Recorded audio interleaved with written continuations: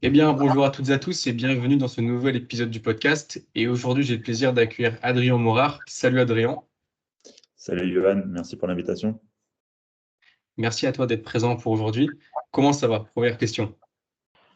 Écoute, ça va bien, ça va bien. On est sur Nantes, il y a du soleil, ce qui n'est pas toute l'année le cas, donc on profite. Et puis bah, les résultats sportifs, on va dire, ce qui concerne le HBC Nantes, sont plutôt bons, donc globalement ça va. Ok, parfait.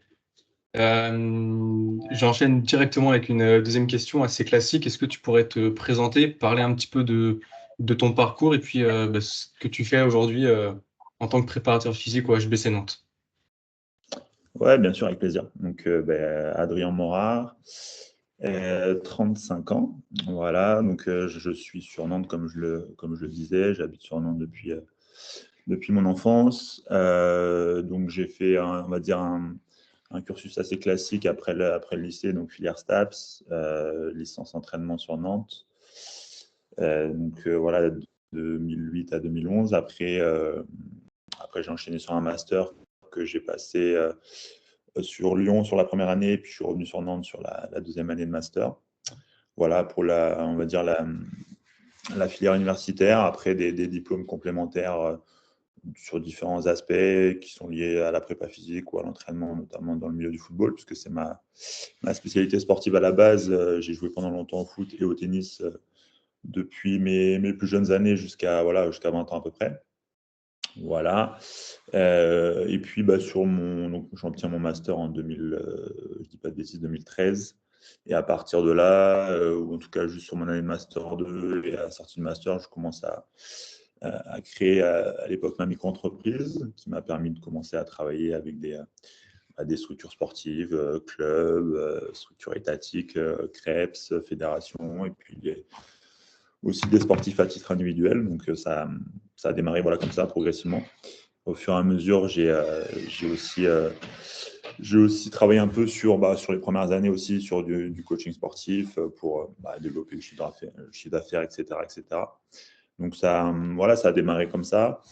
Euh, Ce qui m'a permis, on y reviendra peut-être, m'a permis aussi d'entrer vraiment dans le bain de la prépa physique, c'est mon année de Master 2, où j'ai pu commencer à m'imprégner de ce milieu-là en faisant un stage ce qu'on appelait à l'époque le Nantes Loire-Atlantique Handball. Donc c'est le club féminin de handball de Nantes, qui est devenu à l'heure actuelle un très bon club, mais à l'époque c'était un club de deuxième division.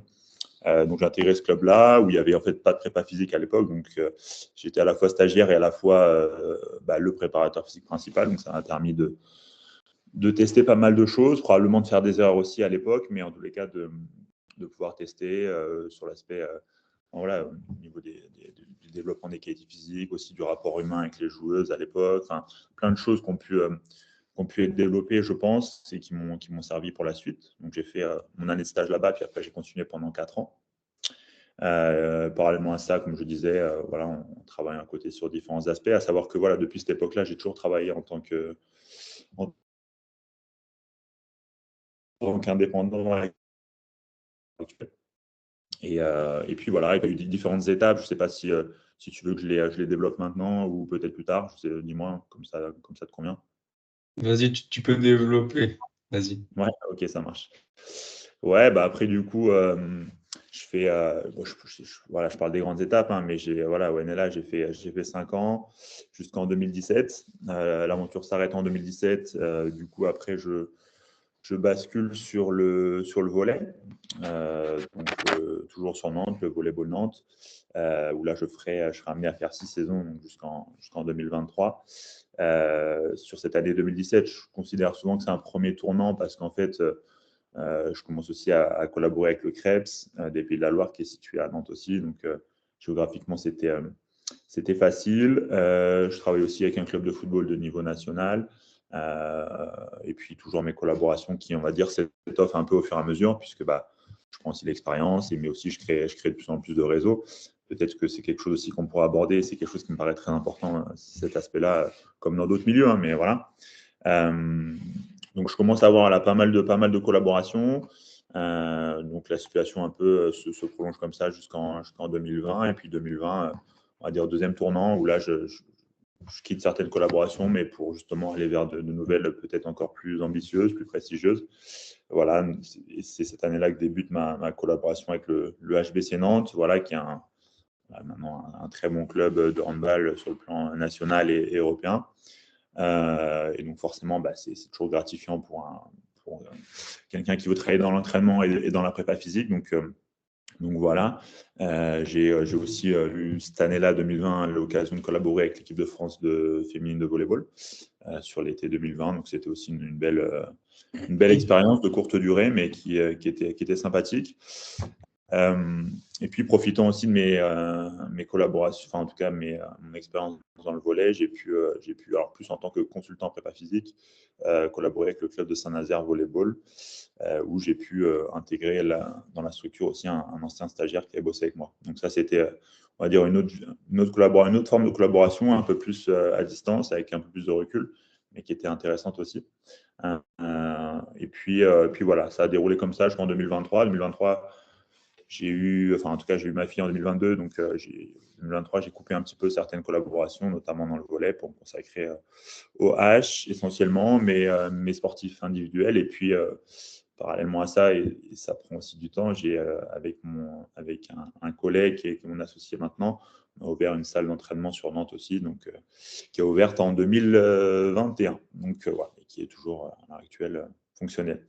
Donc voilà, plein de choses, mais c'est aussi ce qui moi m'animait, c'est-à-dire de pouvoir aller toucher différents sports en dehors de ma zone de confort et de mes spécialités sportives.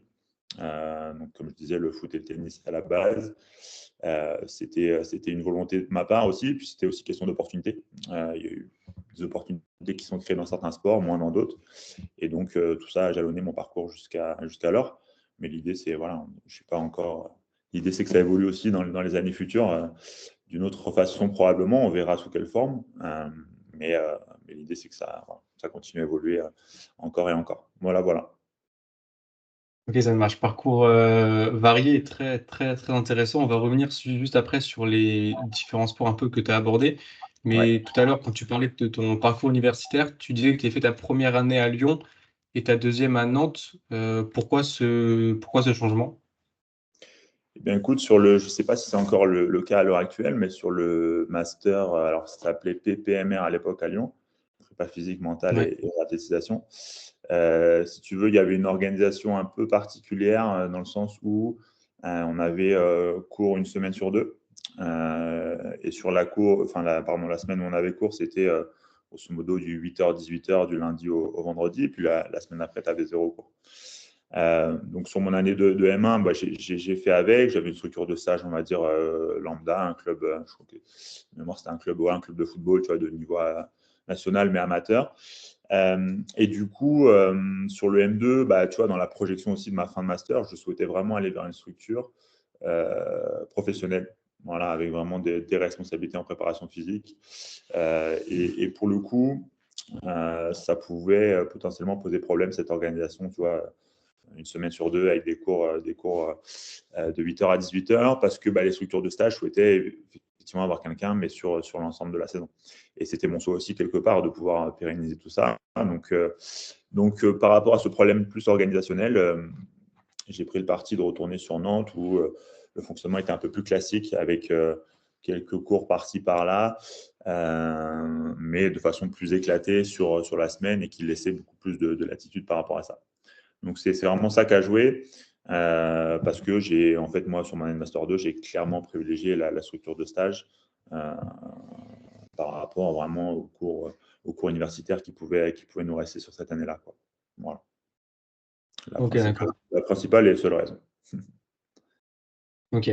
Du coup, tout à l'heure, là, je reviens sur les. Tu as intervenu dans différents sports en prépa physique.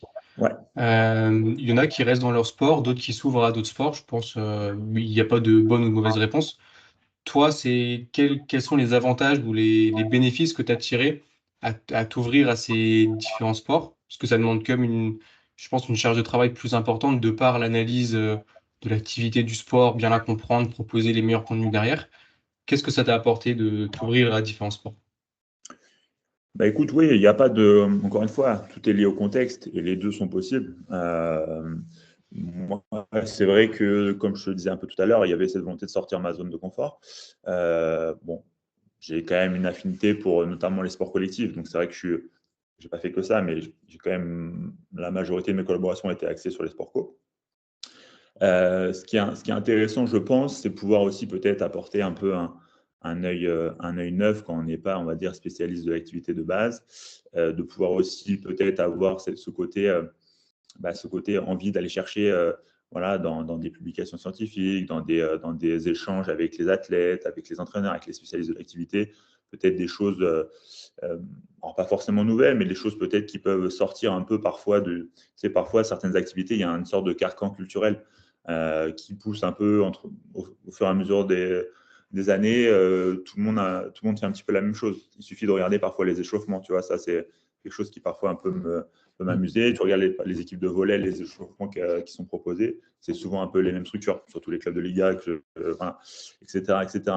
C'est un exemple, mais pour dire que voilà, je pense que parfois un peu le défaut qu'il peut y avoir quand la personne reste dans une activité tout au long de sa carrière, toujours dans la même activité, il peut y avoir ce côté un peu redondance et cette difficulté parfois à sortir un peu ce que j'appelle du carcan culturel de cette activité-là. Donc l'intérêt qu'il peut y avoir, c'est ça, c'est apporter un peu un œil neuf, voilà, et s'imprégner aussi parce qu'on peut toujours parfois, en fait, dans certaines activités, retrouver des choses qu'on peut potentiellement réutiliser dans une autre activité, que ce soit sur l'aspect vraiment purement technique du métier, mais parfois c'est simplement dans les échanges qu'on peut apporter aux sportifs. C'est-à-dire, je prends un exemple si tu veux, moi j'ai collaboré aussi via le CREPS, tu vois, je te disais tout à l'heure, le CREPS avec le Pôle France Roller. Roller de course, etc. Donc, ce Pôle France Roller, tu as des gens qui sont champions du monde, champions d'Europe, champions de France 10 fois, etc. Bref, qui ont une carrière qui brille dans leur activité et qui sont au summum. Pour autant, ces gens-là, ils s'entraînent, je ne sais pas, pour une dernière bêtise, mais plus de 20 heures par semaine facilement et ne gagnent pas ou peu leur vie, quoi. Hormis quelques sponsors, etc. Enfin, financièrement, c'est compliqué. Et, euh, et quand tu es dans une logique de sport collectif, volley, handball ou quoi, eh ben, les sportifs de ces sports co ne se rendent pas forcément compte de cette situation-là, peuvent parfois se plaindre pour des éléments qui leur paraissent importants. Ou voilà.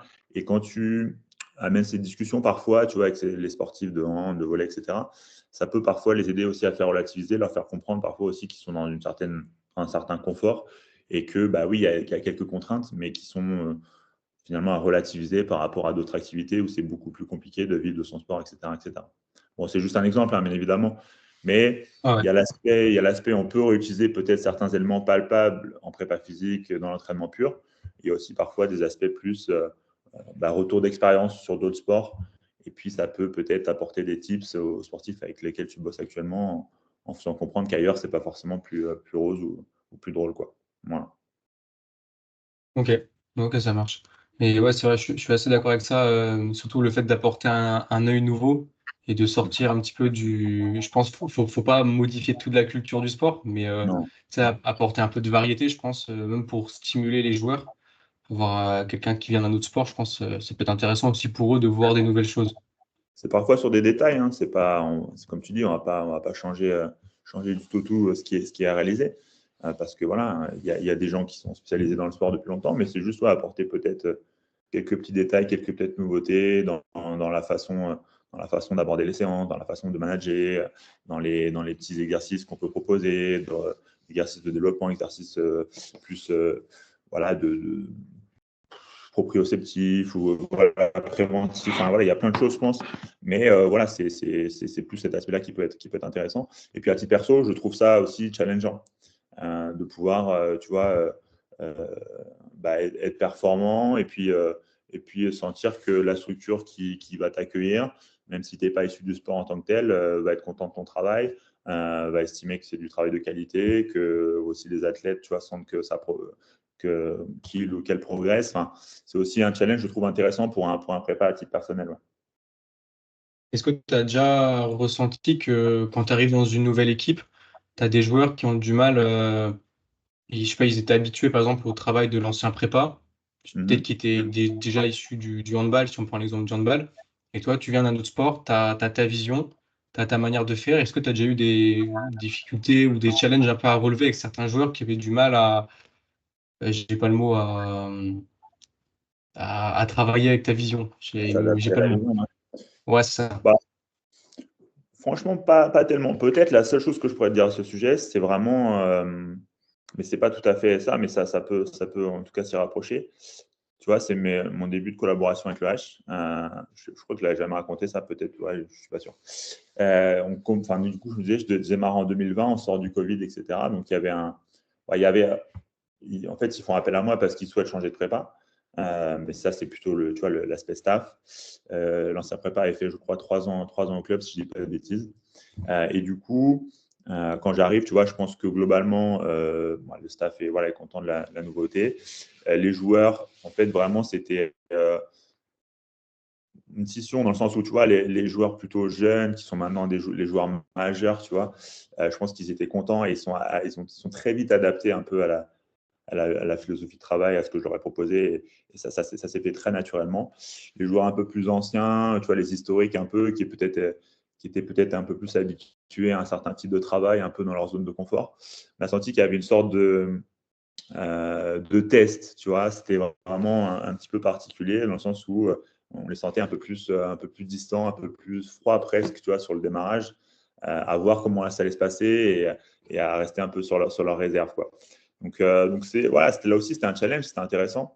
Et puis ça s'est débridé, tu vois, au fur et à mesure des semaines, des mois pour certains, voilà, où après, naturellement, ça s'est bien passé. Donc, c'était cool, tu vois, de voir l'évolution. Mais au départ, ouais, il fallait rester, tu vois, il fallait rester solide et il fallait rester dans ses convictions parce qu'effectivement, peut-être, voilà, ils avaient l'habitude de faire un petit peu la même chose en muscu. Ils tournaient sur 3-4 exos, un peu toujours les mêmes. Et voilà, ils étaient dans leur zone de confort et ça leur convenait, tu vois.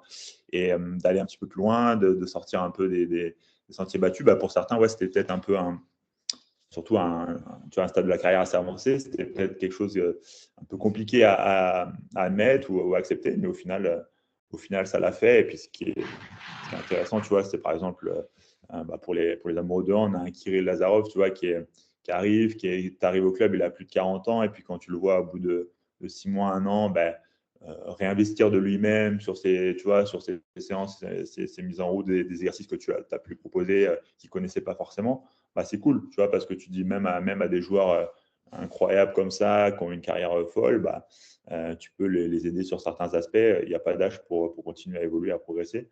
Et ça, je trouve que c'est aussi un bel aspect dans notre métier. Ouais. Mhm. Et en lien avec tout ça, est-ce que tu as déjà ressenti le fait, et j'en parlais avec Marc Tessonnier, je pense que tu dois connaître. Ouais, bien sûr, je le connais Euh, bien. Bah, toi ouais, aussi, ouais, forcément. oui, oui, oui, je le connais. Et il me disait ça avec les joueurs les plus anciens, tu vois, qui ont déjà fait quasiment toute leur carrière, etc., qui ont un peu leur croyance, ils savent un peu tout savoir sur ce qu'il leur faut, etc. Et du coup, des fois, quand tu apportes un peu de la nouveauté ou ce genre de choses, ils sont moins réceptifs et c'est un peu des fois plus compliqué à les manager pendant la séance. Est-ce que tu as déjà ressenti ce genre de choses avec des joueurs et qu'est-ce que tu as pu mettre en place pour résoudre ce problème, si on peut appeler ça un problème?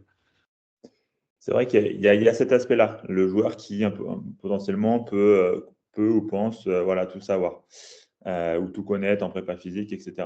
Il y a cet aspect-là. Puis il y a aussi le joueur qui sait qu'il connaît pas tout, que ce n'est pas son domaine d'expertise, mais qui n'a pas envie entre guillemets, de pousser la machine plus loin que ça. Alors pour X ou Y raison, parce qu'il pense que potentiellement ça peut le blesser, parce qu'il n'a pas forcément à l'instant T envie de faire les efforts. Il y a plein d'aspects, tu vois. Mais quoi qu'il arrive, que ce soit dans un cas de figure ou l'autre, je pense que ça passe par beaucoup d'échanges, de dialogue, de persévérance. Et puis, au fur et à mesure, bah, tu peux espérer des évolutions. Alors, parfois, ça va assez vite, parfois, ça met du temps, et parfois, peut-être potentiellement, ça ne viendra jamais. Après, si le joueur est fermé à ce point-là, bah, tu peux essayer de mettre toutes les chances de ton côté. Si lui, de base, ne veut pas, bah, ça ne passera pas, c'est sûr. Mais il faut faire preuve de persévérance et pas vouloir. Alors après, ça c'est du management, ça dépend aussi de comment on conçoit la relation avec les joueurs. Mais je pense que vouloir aller vraiment au frontal, à la confrontation très rapidement parce que le joueur ne veut pas voilà, bosser comme on souhaite le faire, je pense que c'est pas forcément ça va aller vers du négatif. Donc, à mon sens, en tout cas, moi, c'est comme ça que je fonctionne. Ça passe par beaucoup plus de dialogue, d'échange et d'essayer de faire comprendre pour persuader à terme le sportif de l'intérêt d'une méthode de travail, de tel exercice, moi, je suis je prône assez la variété. Tu vois, par exemple, dans mes séances de musculation, je sais que c'est pas le cas de tous mes collègues, hein, je prône assez la variété dans les séances, sur notamment les exercices principaux. J'essaie de varier pas mal. Voilà, ça peut parfois dérouter les sportifs. Après, j'essaie un peu de leur amener le pourquoi du comment de ma philosophie, puis petit à petit, leur faire intégrer ça. Puis après, des fois, on trouve des compromis. Tu vois, l'idée, c'est aussi parfois trouver des compromis pour que le sportif se sente bien. Toi, il bosse, entre guillemets, suivant ce que tu as envie de mettre en place, suivant ta philosophie. Et puis, on arrive à des terrains d'entente comme ça. Ouais, c'est un peu de la négociation avec les joueurs pour trouver le meilleur compromis possible. Avec certains, oui. Avec certains, oui. Avec d'autres, ça passe tout seul. Tu vois, Ouais. c'est naturel. Mais après, c'est comme ça. Quand tu as un groupe de 20 joueurs, tu peux pas. Enfin, ça me paraît compliqué d'avoir les mêmes relations, tu vois, avec les 20 joueurs parce que tu as 20 personnalités différentes. Donc ça, c'est forcément dur, mais c'est aussi ce qui est, je trouve, qui peut faire la différence dans le métier et qui est enrichissant, c'est-à-dire la capacité à un moment donné à trouver le bon niveau de relation avec chaque joueur, suivant sa personnalité, suivant la tienne et suivant là où tu veux l'amener en fait. Voilà. Ouais, Parce que je je pense que pense ça que, doit. ouais, excuse-moi, je t'ai coupé, mais je Non, pense vas-y, que vas-y, voilà, vas-y. le métier, il fait appel effectivement à des compétences techniques, bien évidemment, ça c'est un prérequis indispensable, mais je pense qu'aussi il y a des compétences humaines importantes à avoir. Et les compétences humaines, c'est pas seulement bien s'entendre avec les sportifs ou être pote, c'est, comme je te disais, trouver le bon niveau relationnel pour justement, en gardant en tête que l'objectif, c'est faire progresser le sportif et l'amener à être performant sur le terrain. Et après, en l'occurrence, pour pouvoir aider l'équipe à être performante. Donc, moi, mon objectif, c'est ça. Mais pour l'atteindre, ça passe par, sans être, tu vois, c'est pas du tout de la manipulation ou quoi. C'est juste, voilà, dans l'échange que je peux avoir, c'est plus du management à mon sens, à mon échelle. Je ne suis pas être coach, mais l'idée à mon échelle par rapport à mon travail, à mes missions, comment j'aborde la chose avec chacun de mes joueurs, quoi. Ouais. Et ça demande du temps, je pense, du temps pour bien apprendre à connaître les joueurs.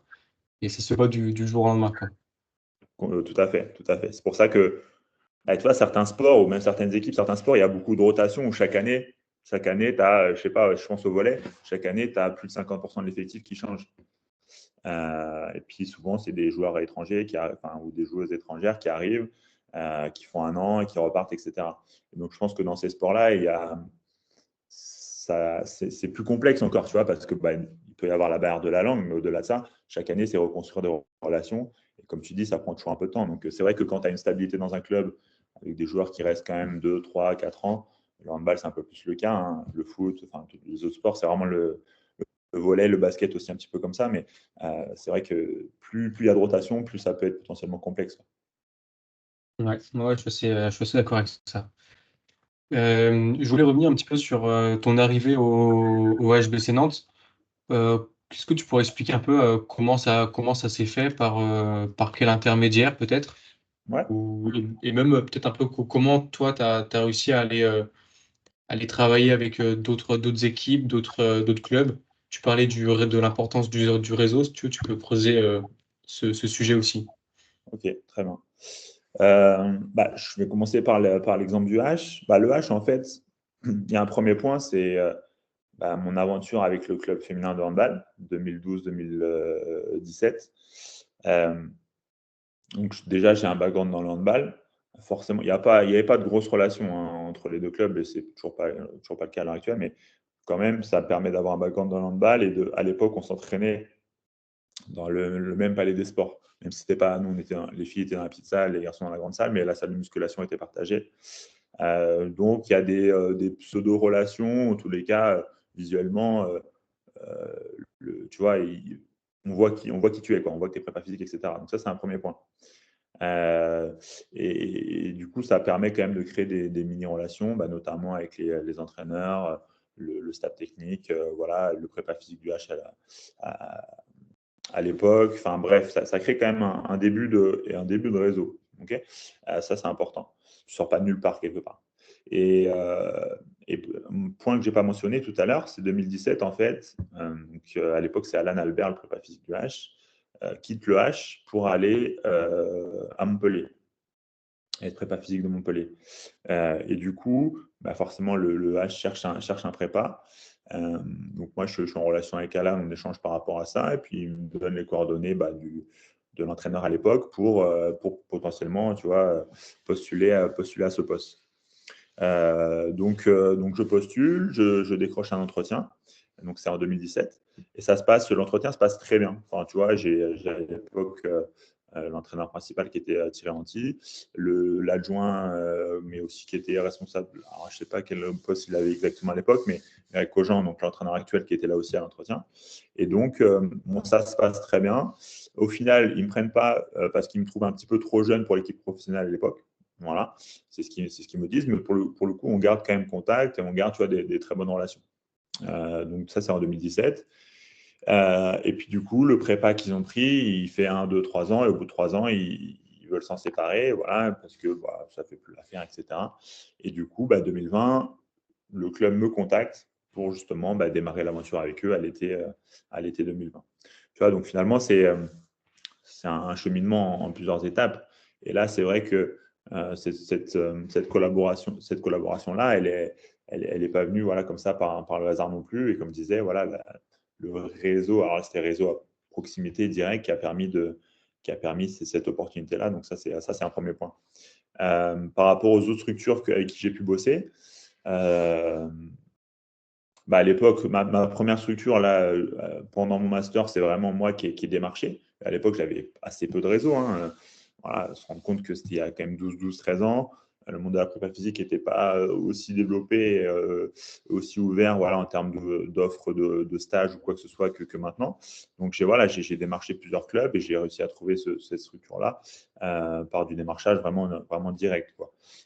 Et puis après, 2017, j'attaque avec je passe par le volet. Là, c'est mais encore une fois, grâce à ma première expérience, ça m'a permis aussi de créer des échanges, du réseau. Et puis, ce qui me permet de savoir qu'en 2017, le club de volet cherche un prépa physique. Et puis moi, je les contacte directement et ça se passe bien. Et du coup, je décroche le poste avec le volet. Enfin, les 2 entretiens avec le volet et le H en 2017, c'est quasiment une semaine d'intervalle.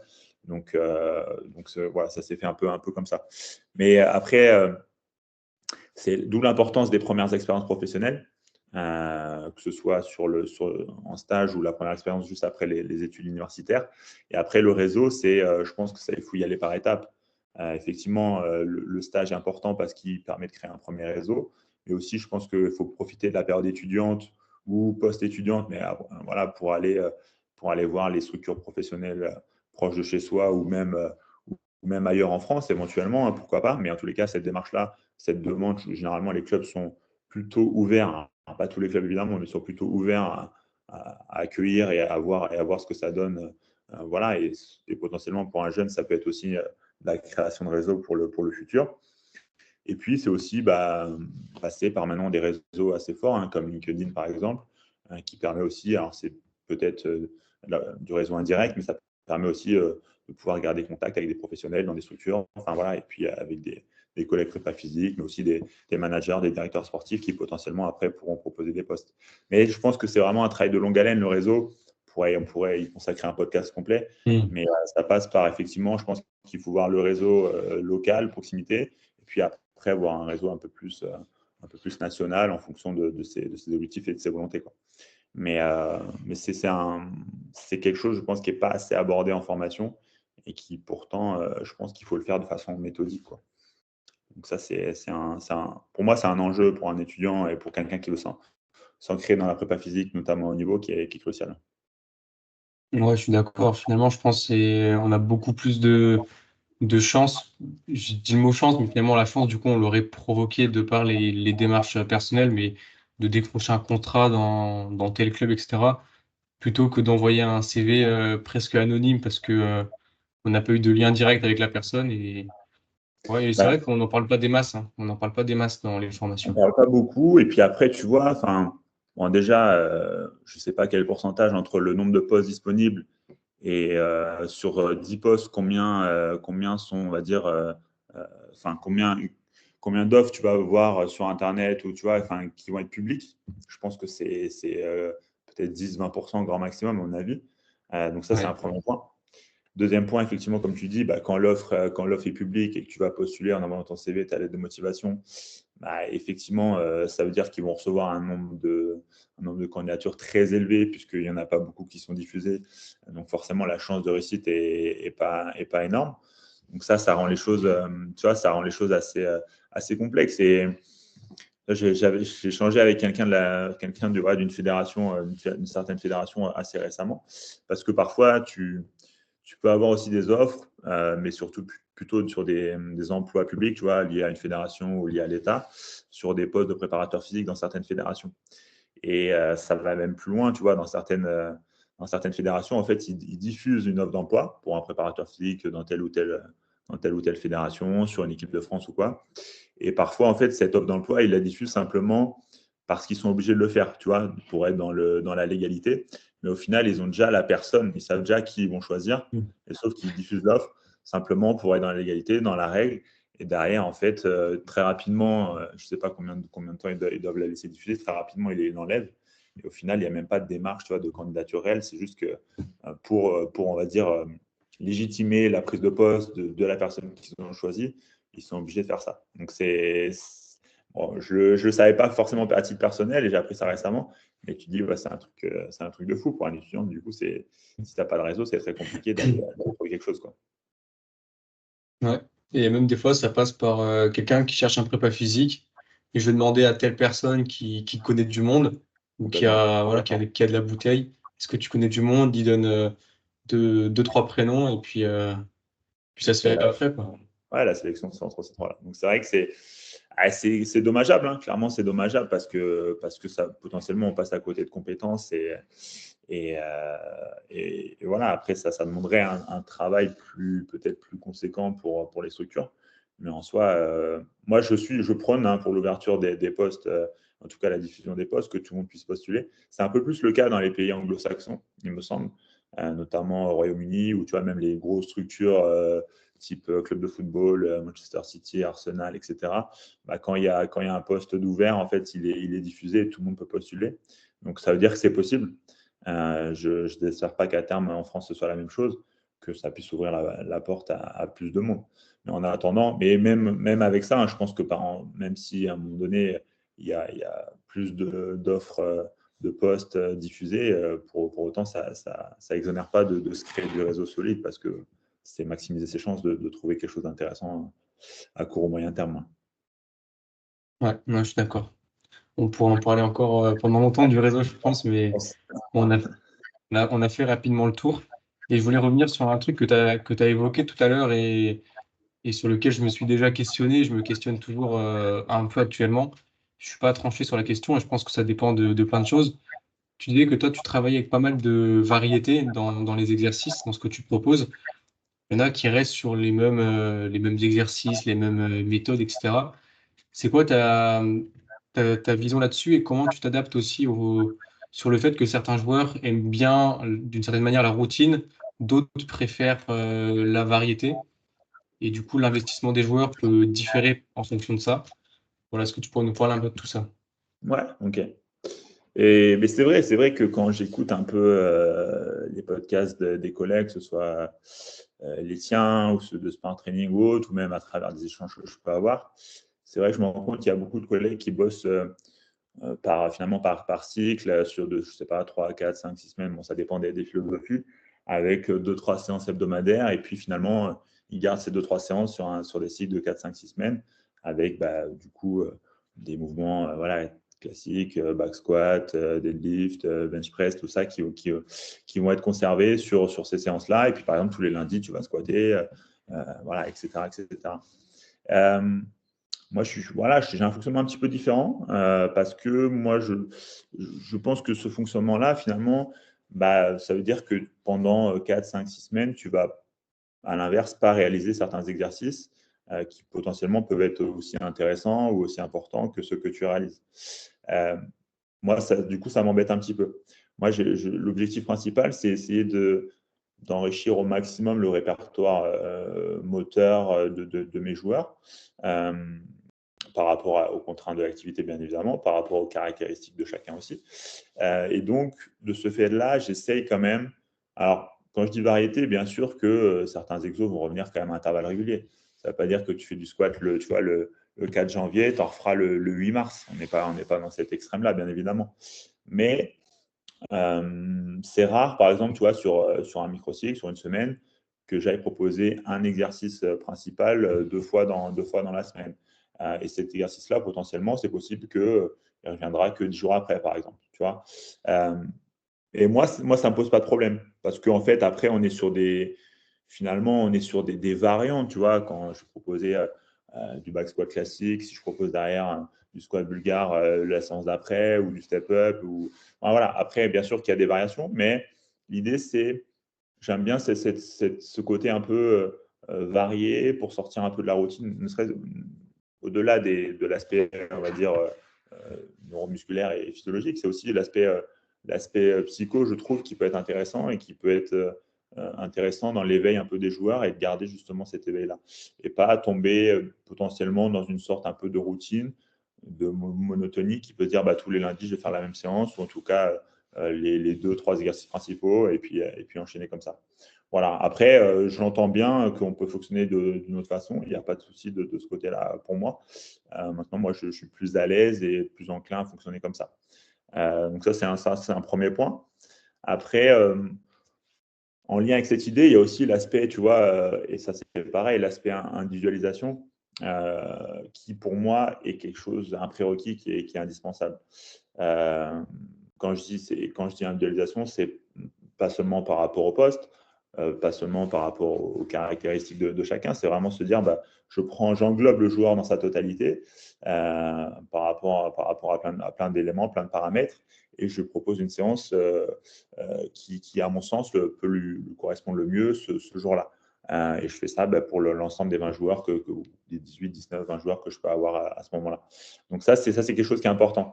Et c'est vrai que parfois, on entend, peut-être j'anticipe ta question d'après, sur, bah oui, ça peut potentiellement, dans le coaching et l'animation de la séance, être un peu plus compliqué ou quoi que ce soit. Moi, je n'ai pas ce ressenti-là. J'ai pas ce ressenti-là. Je trouve que pour moi, ça ne change rien qu'ils fassent tous les mêmes exercices ou que chacun ait sa propre séance dans le côté, tu vois, animation de la séance et coaching.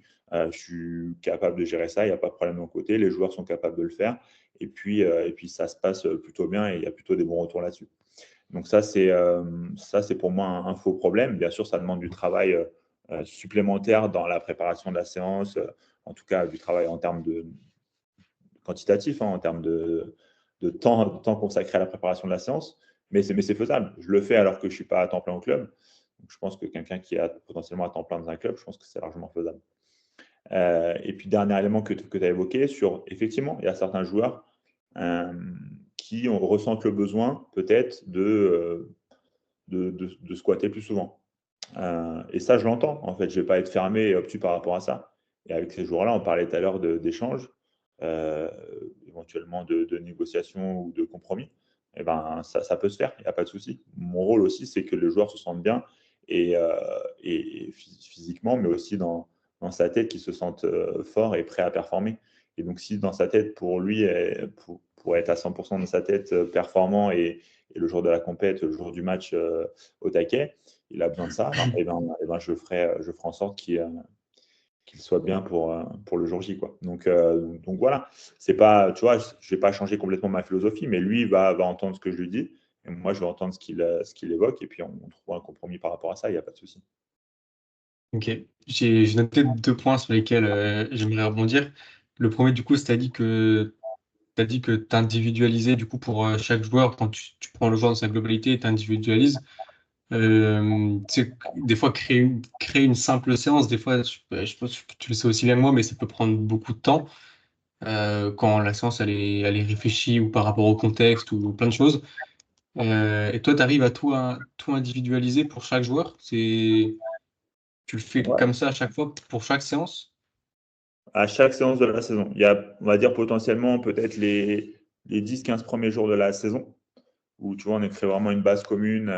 Ouais, allez, ouais, c'est vrai, 10 jours, on va dire une dizaine de jours, on fait une base commune, et là, je garde tout le monde parce que les séances sont un peu différentes. Potentiellement, on va travailler sous forme de circuit. Potentiellement, on est en stage, donc la stage, je ne la connais pas bien, etc. Donc, pour faciliter les choses, on va aussi faire comme ça. Même si un travail qui est réalisé en off-season individuellement, normalement. Mais après passer cette courte période, ouais, j'individualise tout. Alors après, oui, je ne te cache pas que ça m'arrive parfois la veille de finir à minuit ou 1h du matin mes séances. Mais ouais, depuis le début de ma carrière, je fonctionne comme ça. Donc, et ça se passe. Un travail, comme je disais, important, hein, donc parfois des horaires un peu larges, mais pour le coup, j'y arrive. Donc potentiellement, voilà, c'est quelque chose que j'ai envie de garder parce que je pense que ça peut être, en tout cas, ça peut être quelque chose qui fait la différence. En tous les cas, aide mes joueurs et j'essaie de garder ça. Et aujourd'hui, je pense que, en tout cas, tu vois, je n'étais pas habitué à ça avant, en tout cas avec mon prédécesseur à l'époque, mais je pense qu'ils sont contents de ce format-là. Et du coup, pour l'instant, on y arrive, donc on va garder ça. Ok. C'est intéressant parce que du coup, c'est pas forcément la même vision que d'autres collègues prépa physique. Mais du coup, j'aime bien parce que du coup, ça amène d'autres pistes de réflexion.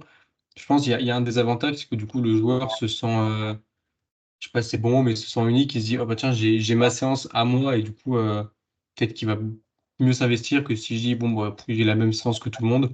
Je sais pas. Mais en termes de management en début de séance, comment tu t'y prends, comment tu fonctionnes quand tu as 20 séances différentes? Ils ont chacun leur feuille, comment tu t'organises? Cette problématique, elle est surtout soit en début de saison, soit avec les nouveaux joueurs. Tu vois, où il y a un temps d'adaptation et forcément dans ce cas-là, alors là, je parlais tout à l'heure de la problématique des rotations, tu vois, dans les effectifs, etc. Nous, hein, au OH, on a quand même une certaine forme de stabilité. Des joueurs avec qui je bosse depuis 5 ans, d'autres depuis 2, 3, 4 ans, eux connaissent le fonctionnement et avec eux, ça roule facilement. Quand arrive une nouvelle saison, oui, le focus, il est porté il est porté davantage sur les nouveaux joueurs pour justement leur faire comprendre le processus, et puis les aider sur la compréhension des exercices, des attentes, de ce que je leur demande, la démonstration des mouvements, etc. Mais en fait, la base aussi ce que je t'ai pas dit tout à l'heure, la base des 10-15 jours de début de saison, elle va servir à ça aussi. Où là, tu vois, on est sur un mode un peu collectif. L'idée, c'est aussi que ces nouveaux joueurs-là, s'imprègnent de certains exercices, certains tips que je peux leur proposer et me faire et les faire gagner un peu de temps sur la suite. Après, oui, on a toute la période de préparation où, avec ces nouveaux joueurs-là, on passe un peu plus de temps, on leur fait comprendre certaines choses, on leur montre les exercices, et puis après ça se passe plutôt bien. Mais en fait, l'idée, elle fonctionne comment? De façon très concrète. En fait, moi, je garde un format papier parce que je préfère ça en séance. Tu vois, je veux pas qu'ils aient d'écran ou quoi que ce soit. Donc en soi, il n'y a pas d'écran je parle des séances muscu, hein.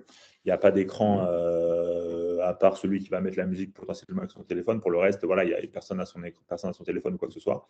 Donc format papier, chacun voilà, prend son document, s'approprie le truc, et puis à partir de là, s'il y a des questions, ils viennent me voir à tour de rôle ou je les réunis par petits groupes. Et puis, parce que ça ne veut pas dire individualiser, ça ne veut pas dire qu'aucun n'a, tu vois, il y a forcément des exercices qui vont aller sur le joueur A, sur le joueur D, sur le joueur F, tu vois, etc. etc.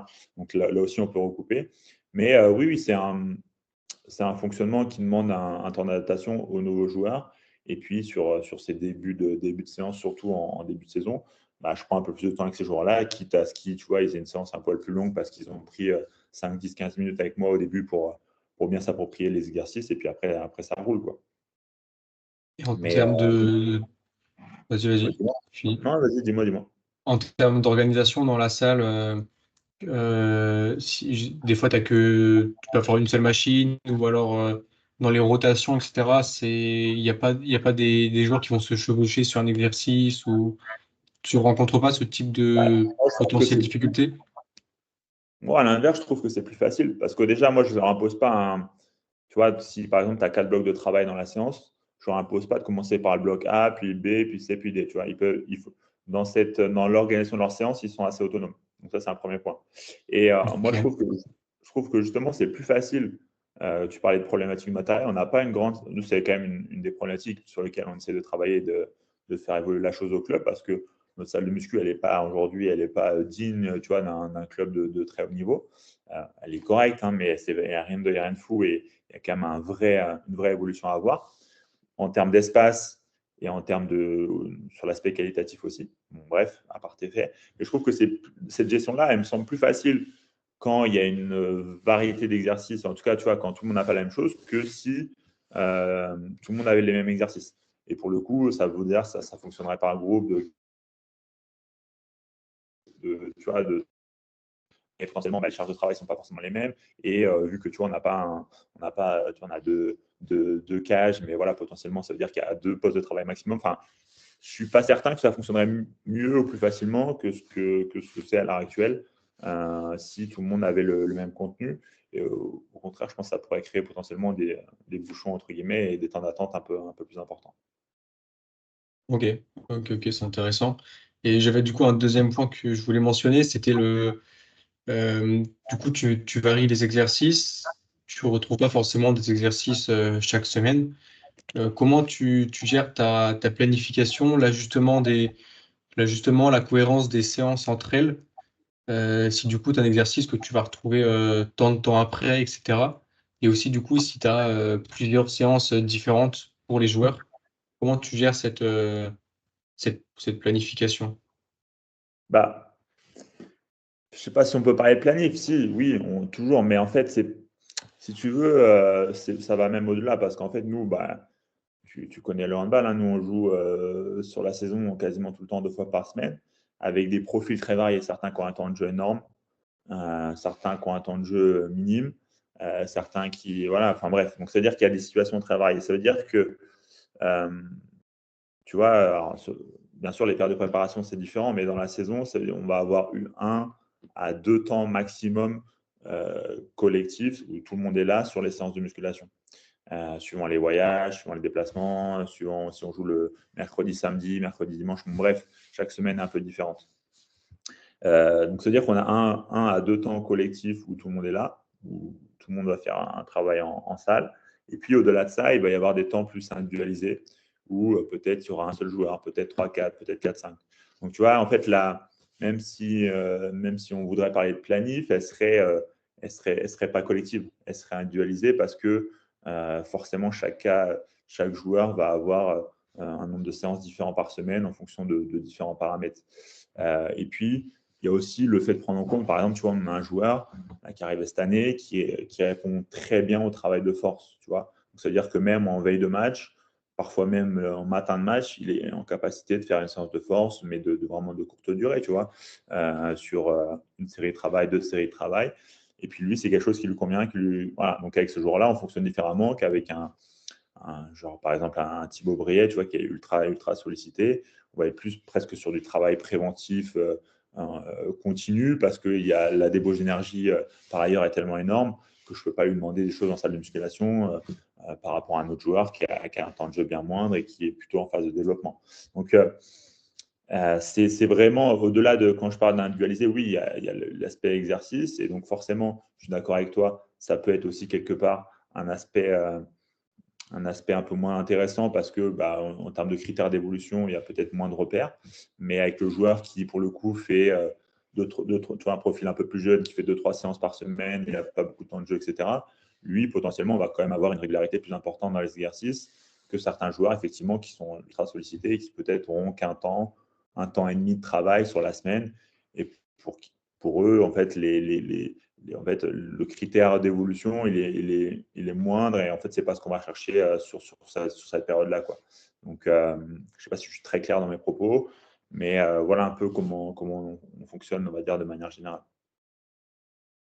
Ok, tu parles du coup des jeunes joueurs où tu as un peu plus de temps pour encore Bah, les développer un peu. ouais, tu vois, ou un joueur qui effectivement bah, est un peu en manque de temps de jeu et pas très sollicité, bah, lui, potentiellement, c'est naturel, il va avoir un peu plus de séances à réaliser. parce qu'on va continuer à bosser avec lui.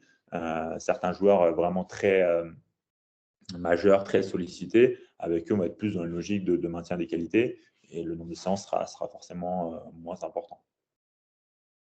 Et pour ceux où tu dis du coup le maintien des qualités, est-ce que tu cherches quand même indirectement à améliorer, je sais pas, l'indice de force sur un exercice ou peu importe, mais de par la fréquence, le volume qui est pas très haut, du coup ça s'apparente à du maintien, mais est-ce que ton intention derrière, elle est quand même de développer?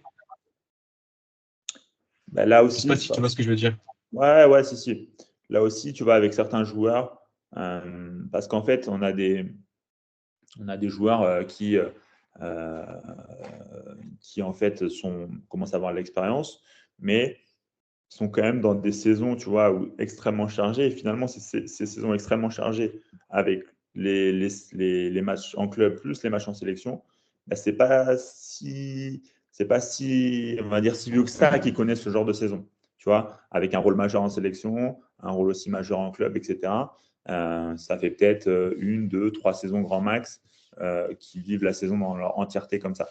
Euh, donc avec eux, tu vois, forcément, il y a certains profils parmi ces joueurs-là où on va pouvoir continuer à, tu vois, à aller chercher, tu vois, du travail de force, comme tu disais, un peu en microdosing, parce qu'ils sont encore en capacité de le faire. Avec d'autres, il y a une sorte, on va dire, je pourrais parler de fatigue un peu chronique qui est là. Et avec eux, c'est complexe. C'est complexe. Et là, on est parfois plus sur ces périodes ultra chargées, sur vraiment du travail de renforcement assez light. On va plutôt être sur quelque chose où on va minimiser un peu les contraintes pour vraiment qu'ils puissent se restaurer et revenir le jour du match, on va dire, dans un état plus ou moins optimal. Donc, on est vachement à l'écoute et vachement à l'écoute de l'évolution et puis des ressentis de chacun. Mais avec certains, ouais, c'est tellement. La charge impacte tellement, tu vois, le niveau d'énergie, même sur les jours, voilà, les jours sans match, évidemment, que c'est parfois complexe d'aller leur demander des choses et eux ne ressentent pas la capacité de le faire. Donc, avec ces jours-là, on est en mode même dans un travail complètement différent et plutôt des exercices vraiment assez light et peu coûteux en énergie, juste sur du travail préventif. Et avec d'autres, eux se sentent capables de le faire, on le fait, on va continuer à travailler sur des choses où potentiellement, oui, on est sur le maintien parce qu'il y a peu de volume, mais c'est plus qualitatif. Ok. On parle souvent d'avoir, quand on voit ça par exemple en formation, d'avoir un pic de forme pour tel événement, etc. On sait qu'en sport collectif, c'est chaque week-end où bah, faut essayer d'être le mieux préparé possible. Et toi, dans ton contexte, tu as certaines semaines où tu as 2 matchs par semaine. Est-ce que tu pourrais parler un petit peu de ta philosophie de travail? Comment tu fonctionnes quand tu as 2 matchs par semaine, un match en Ligue des Champions et un match en LNH? Ouais, ouais, bah écoute, nous, c'est le quotidien, hein, donc c'est intéressant parce que là aussi, c'est challengeant. Ce qui impacte, effectivement, tu as raison, c'est les 2 matchs, et je pense que tu le sais aussi. Ce qui va impacter aussi fortement, c'est les déplacements, les voyages. Surtout que bah, nous, l'équipe voyage sur des vols réguliers hein, quand c'est un déplacement en Coupe d'Europe. Donc ça nécessite souvent une, voire 2 escales, potentiellement des déplacements en bus quand tu arrives, tu vois, quand tu vas jouer en Pologne, en Hongrie, bah, voilà, ton vol il arrive dans la capitale, mais parfois tu as un trajet supplémentaire pour arriver jusqu'à la ville où tu vas jouer. Donc ça peut impacter. Si tu veux, pour donner un exemple, par exemple, avec 2 matchs à domicile, si on joue par exemple mercredi et allez, j'ai envie de dire samedi, euh, bah, potentiellement, en fait, à J-2, donc le J-2, le premier match le lundi, on va avoir deux sessions, une session handball et une session, on va dire, prépa physique axée sur du travail en salle. Euh, je te donne là le programme collectif. Hein, le J-1, donc si on joue à domicile, on aura séance handball aussi à J-1. On fait souvent, là cette année, on a changé un peu de philosophie. On s'entraîne le matin, on fait le handball le matin. Et on fait tout ce qui est lié à la prépa physique et à la musculation plutôt l'après-midi, dans la mesure du possible. Donc voilà, mardi, veille de match, on s'entraîne. Mercredi, tu vas avoir réveil musculaire le matin, puis match le soir. Le jeudi va être consacré aux soins et aux séances, alors soit aux séances de compensation avec certains, qui peut être potentiellement fait aussi avec certains le soir même, après le match. Mais sinon, le lendemain, voilà, tu vas avoir ces joueurs-là. Et puis, même les joueurs qui ont un gros temps de jeu, bien souvent, et là, c'est plus sur la base du est-ce que j'ai envie de venir ou pas, ils vont venir à la salle, faire un travail soit en muscu, soit d'entretien, quel qu'il soit. Le vendredi, bah, si on est de nouveau en veille de match, si on joue le samedi, on aura une séance handball et match le samedi. Si on joue le dimanche, on doublerait le vendredi avec handball plus séance en salle à l'après-midi. Samedi, entraînement veille de match et dimanche match. Donc ça va être le cas, tu vois, on joue 2 fois par semaine à domicile. Si on joue à l'extérieur un des 2 matchs, bah, en fait, le plus, pour donner l'exemple, c'est quand on joue la Coupe d'Europe à l'extérieur. En fait, souvent, l'équipe va partir, tu vois, si on joue le mercredi, l'équipe va partir le lundi après-midi, bien souvent. Parce qu'en fait, ça va te faire arriver le lundi soir. Comme ça, tu as vraiment le mardi, veille de match, où tu vas être déjà sur place, pouvoir récupérer un peu, t'entraîner, t'imprégner un peu de la salle. Et puis après, mercredi, tu vas jouer. Et donc, dans ce cas-là, souvent, on va avoir une séance muscu qui va être plutôt, par exemple, le lundi matin. Ou alors, on va coupler, ça peut arriver, coupler muscu handball en faisant une courte session muscu, une courte session handball. Et puis après, enchaîner avec le voyage l'après-midi.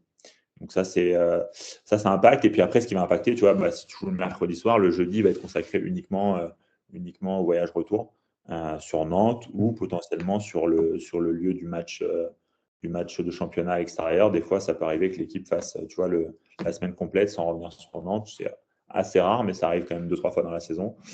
Donc voilà, c'est en fait, les joueurs sont pris un peu dans la machine à laver. C'est en continu. Et nous, à l'intérieur de ça, il faut réussir à faire en sorte que les joueurs, on va dire, ayant le plus gros temps de jeu, soient capables quand même de garder un contenu minimum en muscu et en travail physique de manière générale. Et puis les joueurs qui ont moins de temps de jeu, éviter qu'ils se désentraînent au maximum parce que ces joueurs-là, à un moment donné, l'équipe aura besoin d'eux, quoi. Que ce soit dans 3 jours, dans une semaine ou dans 3 semaines. Quand le coach fera appel à eux, il va falloir qu'ils soient performants. Donc à partir de là, c'est essayer de garder un peu un niveau de forme et un état de forme le plus respectable possible pour être performant quand on fait appel à eux. Donc tu vois, quand je parlais de travail au cas par cas, dans ces cas de figure-là, c'est une obligation. Ouais, ouais, ouais, je vois. C'est beaucoup d'organisation, je pense. Il faut être très minutieux sur chaque détail avec tous les matchs, je pense qu'il y a plein de trucs à penser. Ouais, en fait, c'est un joyeux bordel qu'on essaie d'organiser du mieux possible. Ouais, c'est ça, c'est bien résumé. J'ai une dernière question avant de conclure ce podcast. Question assez générale. Qu'est-ce que tu mets en place et comment tu fonctionnes pour suivre les états de forme des joueurs, suivre un peu la charge d'entraînement, les tendances par rapport à tout ça? Bah écoute, ouais, en fait, nous, on travaille. Enfin, moi, voilà, j'ai eu à l'époque où j'étais étudiant, Stéphane Morin en tant que prof au STAPS à Nantes. Et donc, bon, c'était le début enfin le début. Il était en plein dans ses travaux de recherche, etc. Et donc, moi, j'ai été assez rapidement, on va dire, intéressé, interpellé par ces travaux et je trouvais ça relativement, voire très pertinent. Et, du coup, bah là, maintenant que voilà, il fonctionne avec la plateforme MyCoach, nous, ça fait un moment maintenant au club qu'on est là-dessus, qu'on travaille avec MyCoach pour vraiment s'intéresser à différents items, que ce soit des items très, très classiques qui vont être liés directement à l'entraînement en tant que tel sur des perceptions d'intensité, de volume, etc. Mais aussi des marqueurs plus globaux qui vont être liés à la fatigue perçue, aux éventuelles douleurs perçues, à l'état de forme, à l'état d'humeur, la qualité du sommeil, des choses comme ça. Donc on s'imprègne beaucoup de ça. Moi, j'avais passé aussi à l'époque la formation avec Stéphane qui l'avait mise en place. Et Stéphane au club nous fait des points réguliers avec le staff sur justement lui avec une vision plus lointaine, ce qui perçoit un peu des tendances et des évolutions de chaque joueur. Donc, on est essentiellement là-dessus. On n'a pas mis d'autres dispositifs en place parce qu'on veut être sur quelque chose de maîtrisable et qui nous parle. Voilà, on pourrait envisager d'autres choses, bien entendu. On connaît les différents aspects qui peuvent exister. Donc, pour l'instant, on est là-dessus. Voilà. Après, à terme, c'est vrai que c'est aussi une piste de réflexion qu'on a, mais plus globalement, ça concerne aussi toute la fédération française de hand. C'est quel dispositif en termes, tu vois, de dispositif XPS, je pense que ça te parle, et on pourrait utiliser à terme. En fait, l'équivalent du système GPS dans les sports outdoor, qui est maintenant très bien référencé dans le foot, le rugby. Nous, voilà, au hand, en tout cas en France, c'est encore à l'état embryonnaire, on va dire, mais je pense que ça va arriver assez rapidement. En tout cas, le club se pose des questions là-dessus en termes de financement, etc. Ça peut être aussi quelque chose qui, pour nous, peut être intéressant pour encore mieux comprendre l'activité, ce qu'est un match pour chaque joueur, et du coup, potentiellement arriver à encore mieux les entraîner de façon la plus pertinente qui soit. Donc, coupler ces datas-là avec les datas qu'on a, nous, sur MyCoach, ça pourrait être un combo intéressant. Ouais, je pense que ça va être amené à se développer dans les prochaines années, ça.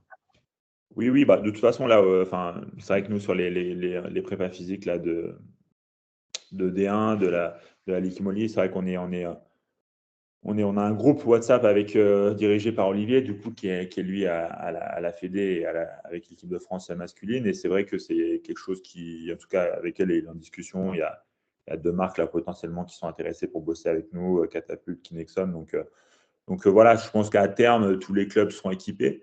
Il me semble que c'est le cas dans certains pays étrangers, pays nordiques et Allemagne, si je ne dis pas de bêtises.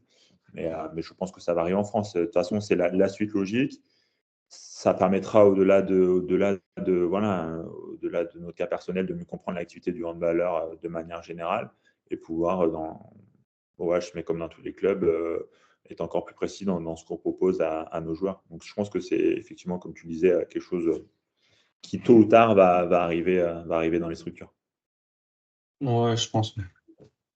Écoute, est-ce que tu voulais rajouter autre chose par rapport à tout ça? Non, écoute, je pense que tu vois, c'est passé super vite. J'ai pas l'impression qu'on ait balayé énormément de sujets, mais c'est bon signe. Ouais, moi aussi, ouais. C'est bon signe. Ouais, Donc, c'est passé vite. Écoute, non, merci de ton invitation encore une fois. C'est vrai que moi, comme je t'avais dit, j'avais vu un peu tes podcasts avec notamment Benjamin Floris, que je connais un petit peu là, qui était à Montpellier. Récemment, j'avais vu j'ai oublié son prénom, j'espère qu'il ne m'en voudra pas, le prépa de Saint-Raph. Guillaume, Ouais, Guillaume Guillaume, j'avais Beffroy. Ah ouais. regardé aussi le podcast, tu vois, que je connaissais pas spécialement. Donc non, c'est intéressant. Je trouve que ta démarche, elle est cool, que je ne prépa.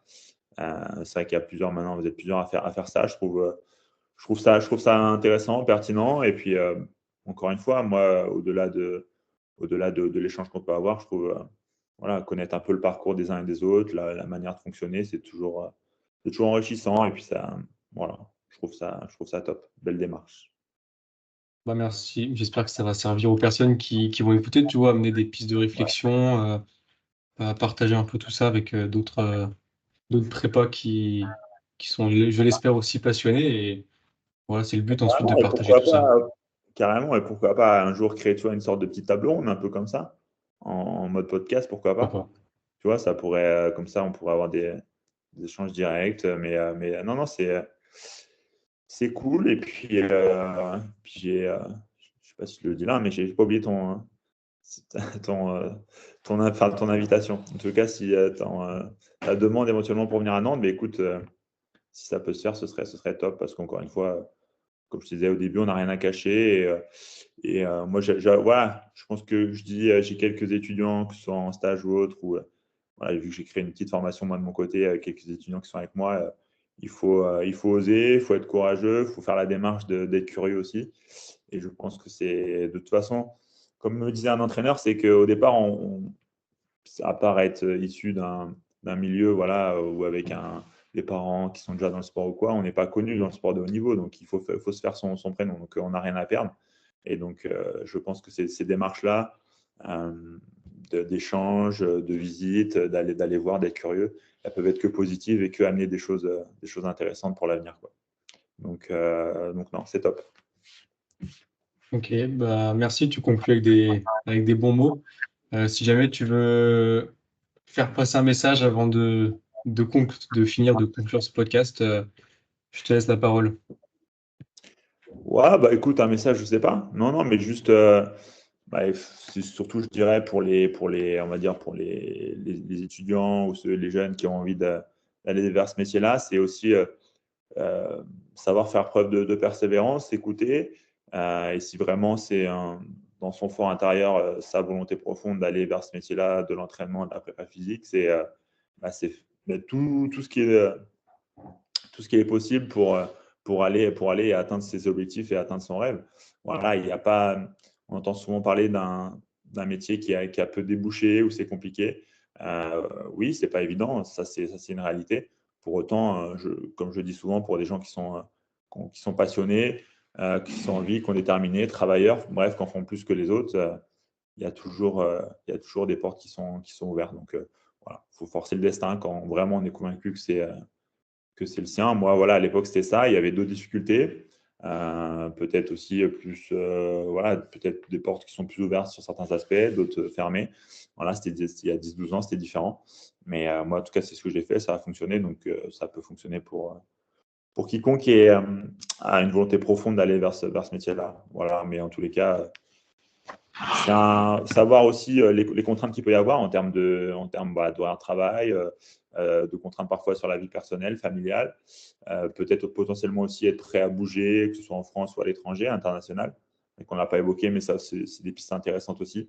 Moi, voilà, j'ai eu 2-3 fois au cours de mon parcours des opportunités pour y aller. Je ne l'ai pas fait pour X ou Y raison, parce qu'aussi j'avais une situation sur Nantes qui était intéressante, mais voilà, faut savoir aussi bien évidemment qu'il y a des contraintes, mais si on est prêt à les accepter, il y a des belles expériences à vivre aussi. Donc, voilà, faut être conscient de tout ça. Ça marche. Mais écoute, moi, je vais te remercier pour le temps que tu as pris pour intervenir sur le podcast, pour partager un petit peu ton expérience et tes connaissances sur les divers sujets qu'on a abordés. Donc, merci à toi. Mais avec grand plaisir, Ivan. Merci à toi. Et pour les auditeurs, bah, je vous dis à bientôt pour un nouveau podcast. Salut à tous. J'espère que cet épisode vous a plu.